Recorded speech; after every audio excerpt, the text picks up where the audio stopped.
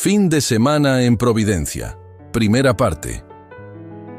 Era viernes por la noche cuando Sebastián, un diseñador gráfico santiaguino de 28 años, decidió salir a despejarse después de una semana que parecía resumir el cansancio de un año entero.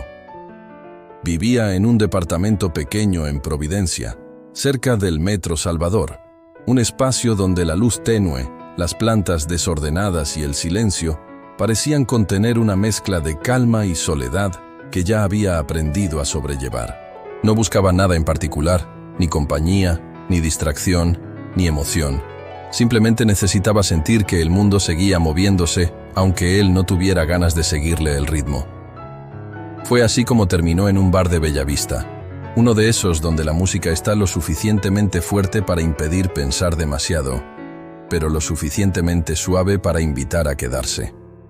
Ahí, entre risas ajenas y vasos vibrando sobre mesas húmedas, lo vio. Martín, un hombre de unos 32 años, barba prolija, polera negra ajustada, cuerpo marcado sin pretensión, expresión tranquila y una mirada que parecía capaz de atravesarlo todo sin pedir permiso. No fue un cruce de miradas romántico ni cinematográfico. Fue algo más simple, más humano. El reconocimiento silencioso de dos personas que, sin conocerse, sintieron una atracción inmediata, casi magnética, que no necesitó palabras para tomar forma. Sebastián no recordaría nunca cuál fue la primera frase que intercambiaron, ni cuál de los dos tomó la iniciativa de acercarse, pero sí recordaría la sensación.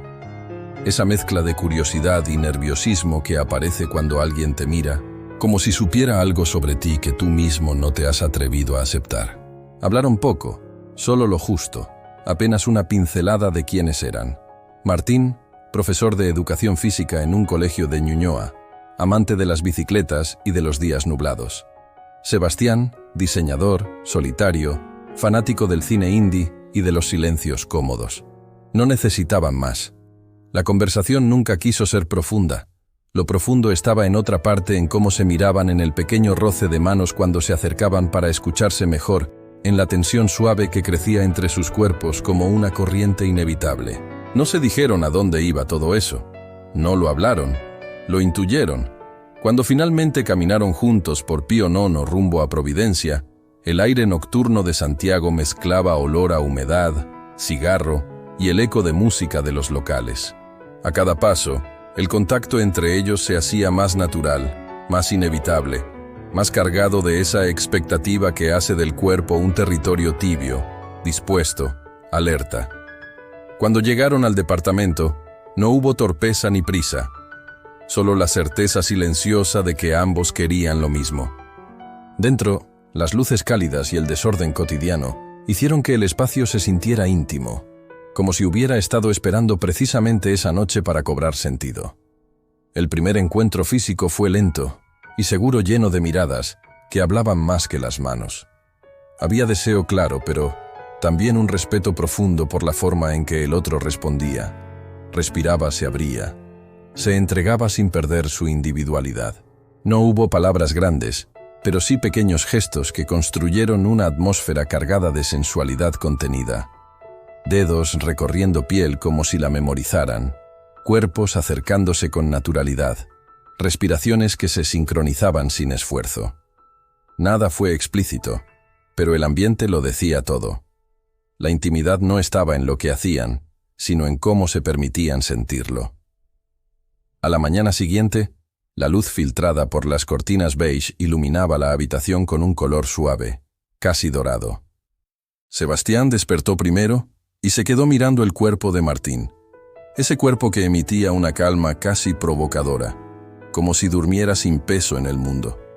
Había algo profundamente sensual en solo observarlo, en notar cómo se movía al respirar, cómo su brazo caía sobre la sábana, cómo su presencia llenaba el espacio sin esfuerzo. Cuando Martín abrió los ojos no hubo vergüenza ni incomodidad. Ambos se sonrieron como si ya se conocieran desde antes. El diálogo que siguió fue lento, íntimo, lleno de confesiones pequeñas que parecían desnudarlos incluso más que lo ocurrido la noche anterior.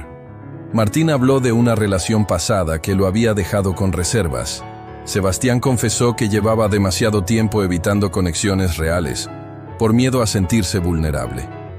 Todo se daba de manera suave, como si esa cama, ese fin de semana, ese apartamento, fueran un territorio suspendido del mundo, donde ambos podían mostrar partes de sí que afuera no se atrevían a exponer. Lo sorprendente fue que Martín no se levantó para irse. No se apuró, no buscó excusas. Simplemente se quedó. Prepararon café, conversaron sobre sus vidas, sobre Chile, sobre la presión social que ambos habían sentido al crecer, sobre la dificultad de ser auténticos en un país donde las apariencias pesan tanto. Entre cada conversación había un roce, una caricia distraída, un contacto que no era sexual, pero sí profundamente sensual. Dedos que se cruzaban sin buscarlo, piernas que se tocaban al sentarse juntos, miradas largas que parecían decir, «Quédate un rato más». Ese sábado transcurrió como si el tiempo estuviera detenido. No hicieron gran cosa, pidieron empanadas por Rappi, escucharon música, vieron llover desde la ventana. Sin embargo, todo estaba impregnado de una tensión íntima, una energía corporal que nunca se explicitaba del todo, pero que se dejaba sentir en la forma en que se movían, en cómo se acercaban, sin darse cuenta, en la manera en que parecían explorar cada rincón emocional y físico del otro. La noche del sábado fue aún más intensa. No en acciones explícitas, sino en sensaciones. Martín apoyando su cabeza en el pecho de Sebastián. Sebastián deslizando sus dedos por la espalda de Martín, con una lentitud que decía más que cualquier palabra. Ambos respirando cerca, casi tocándose, casi fundiéndose en un ritmo conjunto. Más que deseo, había conexión. Más que pasión, había una especie de descubrimiento mutuo. Era como si ese departamento se hubiera convertido en un refugio donde podían ser vulnerables sin sentir miedo, donde la piel hablaba un idioma propio. El domingo amaneció con ese sabor a despedida que se cuela incluso antes de que uno abra los ojos. Martín sabía que tenía que volver a su rutina. Sebastián sabía que ese fin de semana no estaba hecho para durar. Aún así, la despedida no fue fría ni dramática. Fue lenta, llena de silencios densos en los que ambos parecían buscar una forma de decir gracias, sin tener que pronunciarlo. Se abrazaron largo, fuerte, con esa mezcla de ternura y deseo que se queda pegada a la piel por días. Cuando Martín por fin salió del departamento, el espacio quedó cargado de su presencia. El olor en las sábanas, la huella tibia en la cama, la taza que había usado en la mañana. Sebastián se recostó nuevamente y cerró los ojos.